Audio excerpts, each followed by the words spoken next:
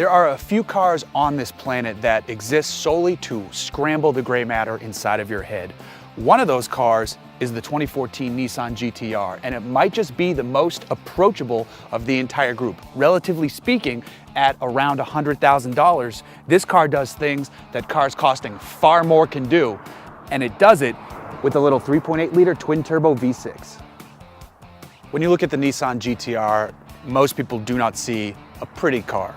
I love the look of it, but I like ugly cars. The thing is, this is function very much over form. Everything you see on this car is designed to make it the fastest and wonderfully handling and just push the air over the car. You've got these awesome ducts right here, the shape of the headlamps, these ridges in the lower fascia coming around to the side, the way the mirrors are shaped, the way the roof is shaped, this cut right here, this vent, they all add up to create a shape that is built with a purpose, not just to look however you think it might look, but to get the job done. This is one of the fastest cars on the planet, so it's shaped like this for a reason. It tunnels air back here, it sends it out back through the spoiler, it sends it back around past the car so that you can knife through it and keep on moving. That's what this car is all about, science hitting the road. Most of the time when we pop the hoods on these modern cars, everything here is hidden away. They don't want you fiddling with the engine. They don't want you to see it because it's pretty bland, pretty boring. That is so not the case with the 2014 Nissan GT-R.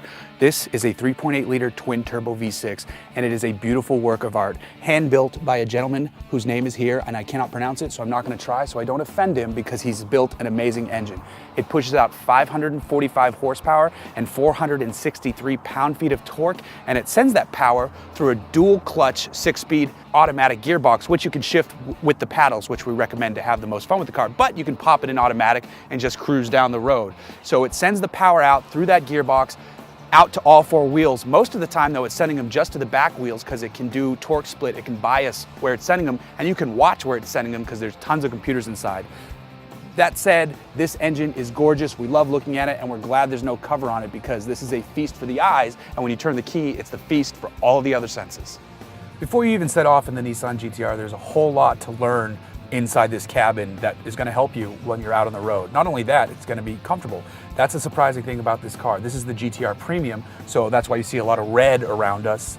These seats are incredibly comfortable, and there's a bunch of ways to get them right for you. Now, once you're in here, once you're situated with the wheel where you want the mirrors and everything, then you can finally look at the center stack. It looks great with this carbon fiber material on it.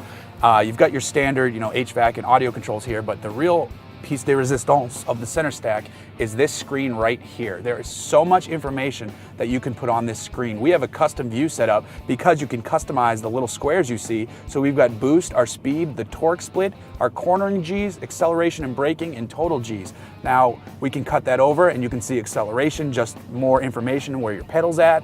You can do braking to see your brake pedal percentage, same with steering, your angle of input, your cornering G's. You can do gear position, fuel economy. You can do a stopwatch. There's a button on here to mark your times, so you can do lap times and keep it going, or you can stop it to just do one lap. Then over here, if you keep going one more, you can do driver's notes. It's got fuel range, it's got trip distance, but here's back to the custom side. So if we wanted to change that screen, I hit the button, I change that, a menu's gonna pop up, and we'll do cornering G-force. So now that slides in there, and I can change engine oil temp. There's so much information here that you can set it up exactly how you want it that best suits the type of driving you're going to be doing. Now we're finally ready to set off. We've got everything the way we want it, but there's one more thing we can do. We can put the transmission, suspension, and traction control into R mode and extract a little bit more out of the car. You can put the suspension in comfort when you're cruising down the highway. We're not on the highway. We're going to put it all into R mode. Once you're rolling, you realize you're in something very special. The power, the pull, what this car does to you in this driver's seat is amazing, and you're not going to feel it in nearly any other vehicle. This can run from 0 to 60 in under 3 seconds. That's wildly fast. It handles amazingly well. It brakes super aggressively. There's so much that this car can do that you think you're at your limit, but you're not at the car's limit. You might be at your mental limit, but the car has so much more left in store. So you can push harder and harder and harder, and you're gonna find out where you can really take this car. Drop down a gear, hammer it, and you're gone. So what does it cost to have the privilege of driving a car like this? Well, the base price is $99,000. This car is the GTR Premium, so it's $104,000. That's a lot of money, of course, but you're getting world-class, world supercar beating levels of performance. You know, Porsche 911s, move over. I'm going faster. Even the Lamborghini Aventador we recently reviewed for Auto by Tel, this car can accelerate just as, if not more quickly. Sure, that car will have a higher top speed, but this car isn't about top end. This is about delivering the best driving experience, making you the fastest driver on the track. Yes, you can still kick the tail out even though it has all-wheel drive. You just hammer this car and it responds because it loves getting beat on, and you can't beat on it hard enough. I can't beat on it hard enough. You have to be a pro to extract the most out of this car. But the average person can get inside of it and have an amazing time, more so than they could in almost any other car. Some harp on the GTR, claiming that it has no soul.